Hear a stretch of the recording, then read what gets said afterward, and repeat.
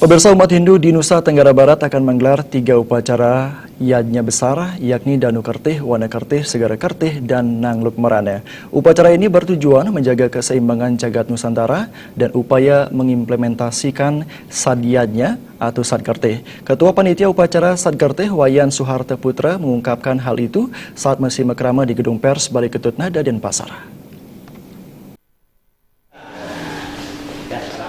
Suharto mengatakan rangkaian upacara dimulai dengan Danu Kerti di Danau Segara Anak, Gunung Rinjani pada Purnamaning sasi kelima dari 9 hingga 14 November 2016, dilanjutkan dengan Wana Kerti di Banjar Kresnasari, Desa Kesi, Kecamatan Kempo Dompu pada Tileming sasi ke-6 dari 25 hingga 28 Desember 2016, dan Segara Kerti di Pantai Melasa, Desa Batu Layar, Lombok Barat yang bertepatan dengan Tileming sasi Kaulu pada 25 Februari 2017 mendatang.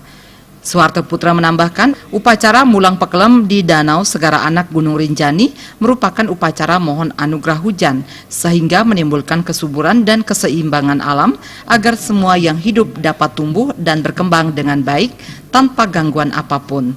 Selain itu, Suharto memohon masyarakat NTB pada umumnya dan Pulau Lombok khususnya diberikan kedamaian dan dapat mewujudkan kemakmuran sebagaimana sesanti Jawa gemah ripah loh jinawi, tata tentrem, kertara harja.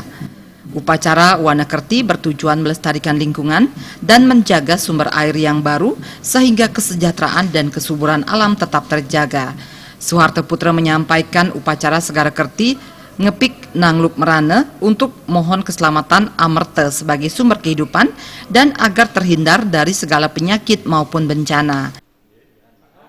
Itu ada yang namanya, yang pertama itu upacara Danu Kertih, itu akan dilaksanakan di Danau Segara Anak Gunung Rinjani, akan dimulai pada tanggal 9 November sampai dengan tanggal 14 November, tepat Raine Purnama kelima.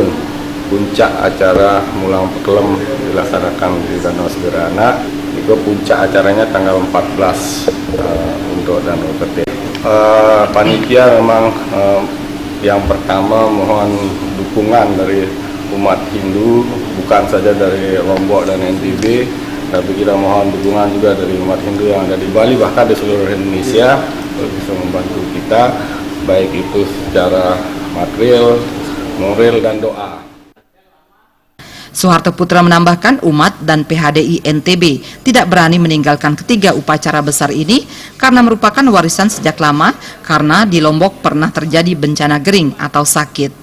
Menyukseskan upacara ini, panitia mohon dana punya dari umat sedharma di Pulau Dewata maupun seluruh Nusantara.